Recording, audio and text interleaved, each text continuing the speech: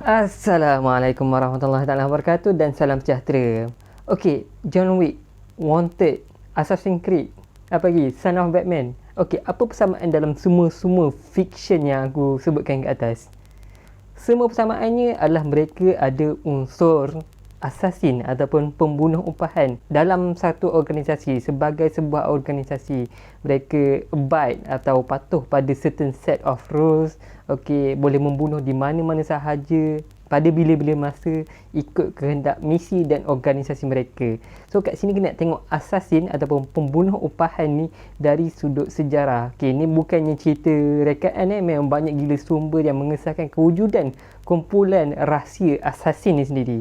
Jadi jom kita tengok.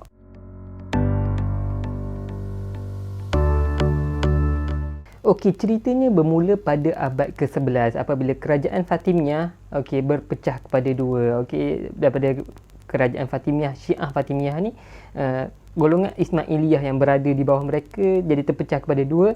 Jadi sebahagian kecil minoriti daripada mereka mengasingkan diri daripada kerajaan Fatimiyah kerana bagi mereka kerajaan Fatimiyah ni terlalu bermewah-mewahan dan terlalu senang dengan kekuasaan yang mereka ada. Jadi mereka keluar daripada kerajaan Fatimiyah dan mereka cuba menubuhkan kerajaan mereka sendiri. Dari sinilah kita munculnya seorang individu yang bernama Hassanis Sabah. Hassanis Sabah ni adalah Syiah Nizamiyah Ismailiyah. Okey, dia salah satu sektor dalam Syiah tu sendiri. Okey, dialah yang orang pertama yang mengasaskan kumpulan Hashashin. Okey, ataupun Hashashin ataupun dia sendiri menggelarkan pengikut-pengikut dia sebagai Asasiyun. Okey, apa itu Asasiyun? Asasiyun tu sendiri ada maksud perkataan asas kan? Asas. Okey. Bahasa Melayu pun ada asas, bahasa Parsi pun ada asas. Asas tu merujuk pada orang yang berpegang kepada asas. Bagi dia pengikut-pengikut dia adalah orang yang berpegang kepada asas agama Islam lah. Bagi dia. Okey, kekuasaan mereka ataupun kerajaan mereka, nak kata kerajaan pun susah jugalah sebab dia agak kecil. Dia punya, kalau nak kata kerajaan pun dia sebuah kerajaan kecil lah. Kerajaan diorang bermula dengan penahlukannya Kota Alamut. Okey, Kota Alamut ni berada di pegunungan. Okey, bukan saja Kota Alamut lah. Pada tahun-tahun berikutnya banyak lagi kota-kota lain, istana-istana lain yang berada di gunung-gunung juga ditakluk oleh mereka seperti Masyaf, Abu Qubais, Al-Qadmus dan Al-Kahf. Semuanya adalah kota-kota yang berada di gunung. Okey, kenapa mereka secara spesifiknya pilih gunung? Sebab susah untuk tentera-tentera lain datang menyerang gunung tersebut. Sebab dah jalan yang ada pun tak banyak. Kalau ada pun sempit-sempit. Jadi senanglah diorang nak bina perangkap ke apa ke, nak lawan dalam close combat ke apa dan sebagainya. Menyebabkan diorang walaupun kecil dan diorang punya kekuasaan tu tak besar, diorang berjaya bertahan dalam tempoh yang agak lama lah, daripada 1090 sampai ke 1275. Okey, dekat sinilah Hassanis Sabah ni, okey, dia mula merekrut ramai orang untuk join dia. Dan dekat kota dan istana dia yang dekat atas gunung ni lah dia train dan doktrinkan pengikut-pengikut dia, terutama orang-orang muda yang dia rasa ada berkebolehan. Dia akan datang dan dia akan train dan dia akan doktrinkan pemahaman-pemahaman dia untuk menjadikan dia seorang pengikut yang setia. Okey, bukanlah bila kita cakap berkenaan dengan Hashashin, bukanlah semua bukan semua pengikut Hashashin tu pembunuh. Tak, sebenarnya bukan semua pembunuh. Hanya sebahagian kecil saja, hanya sebahagian yang terpilih saja yang dinamakan Fidai. Okey, Fidai ini bermaksud orang yang sanggup mengorbankan dirinya. Hanya kumpulan Fidai saja yang menjalankan projek-projek pembunuhan tersebut.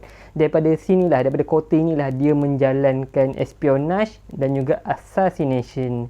Okey, dalam catatan Marco Polo sendiri cakap, they were educated in various language and custom, courtly etiquette and trade in martial and other skill. Okey, macam mana dia nak pastikan orang-orang bawahan dia, golongan Fidai ini dapat menjadi pembunuh yang sangat-sangat efektif dan efisien.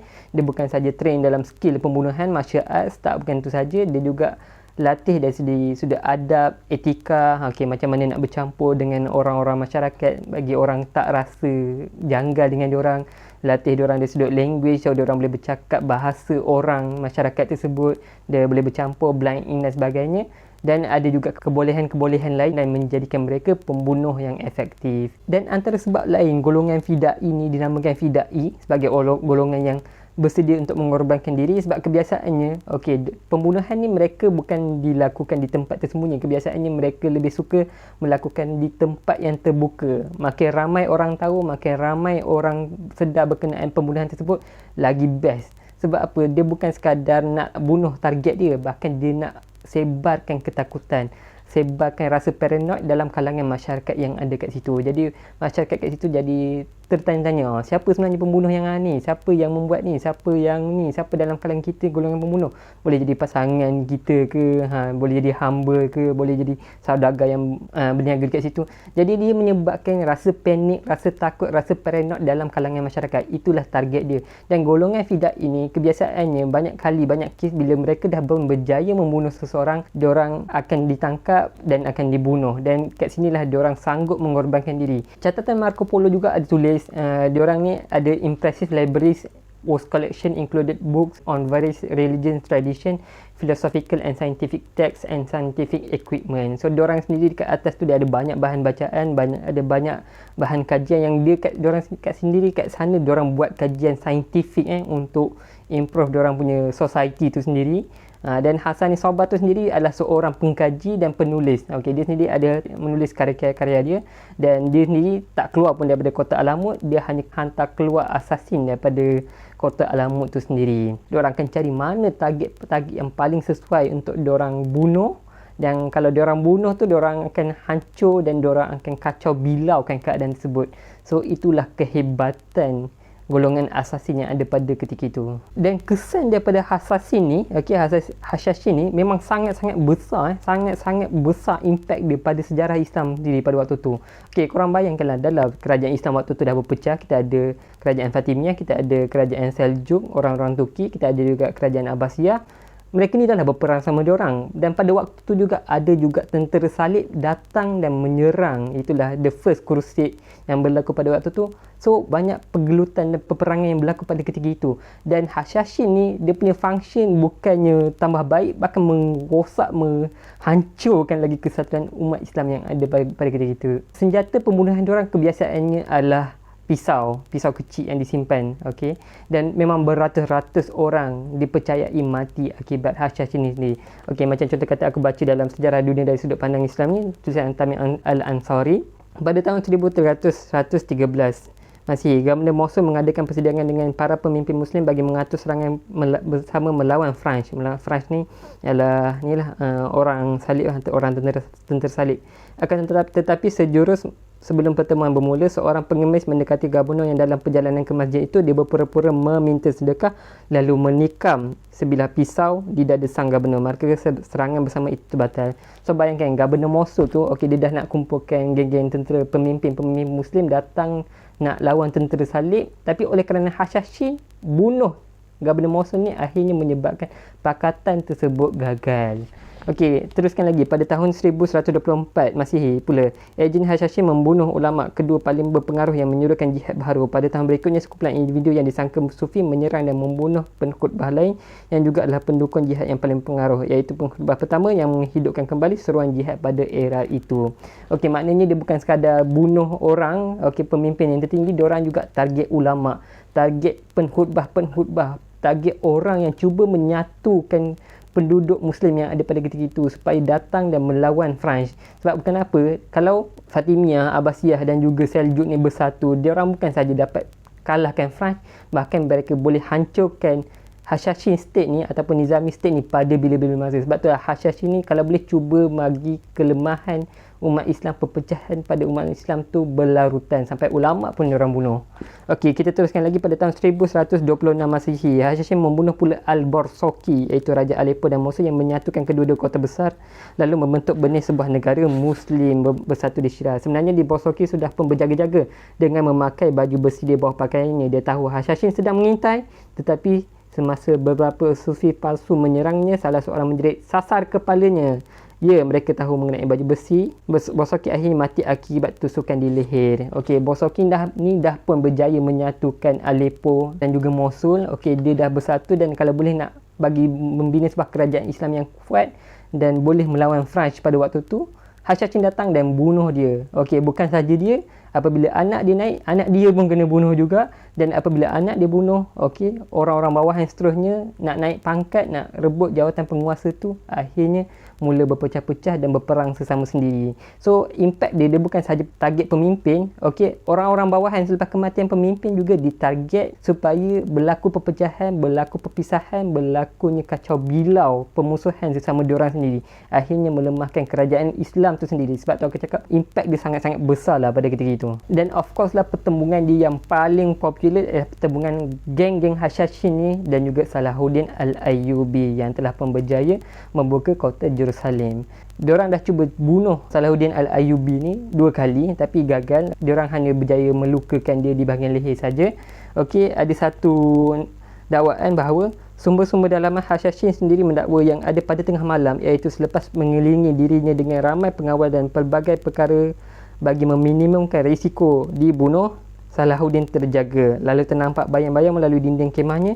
Dia kemudiannya menemukan sehelai kertas yang disematkan pada bantalnya, ditulis, "Anda dalam genggaman kuasa kami." You are in my hand lah. Your life is in my hand lah. Lebih kurang nak kata macam tu lah. Walaupun sumber ni sendiri taklah tepat sangat sebab dia sumber daripada geng-geng Hashashin dan dari segi logik pun susah jugalah kita nak terima sebab yalah, Salahuddin Al-Ayyubi kan pemimpin yang besar pada zaman dahulu, okey, yang paling kuat, paling hebat, yang berjaya membuka Jerusalem. Kalau diorang dah 2 kali gagal, kenapa kali ketiga tu tak bunuh terus? Kenapa kali 3 tu hanya tinggalkan nota saja? So semua ni taklah kuat. Tapi pertembungan antara Salahuddin Al-Ayyubi itu memang berlaku lah pada zaman tersebut. Banyak kalilah kerajaan Fatimiyah, kerajaan Saljuk dan juga kerajaan Abbasiyah cuba serang geng-geng Nizami ni, cuba serang kumpulan Hashashin ni untuk jatuhkan diorang, tapi diorang tak berjaya. Kadang-kadang ada certain kota diorang berjaya, tapi in general diorang gagal menghapuskan terus golongan Hashashin ni. Okey, bukan sahaja orang-orang Muslim sahaja yang kena bunuh dengan geng-geng Hashashin ni.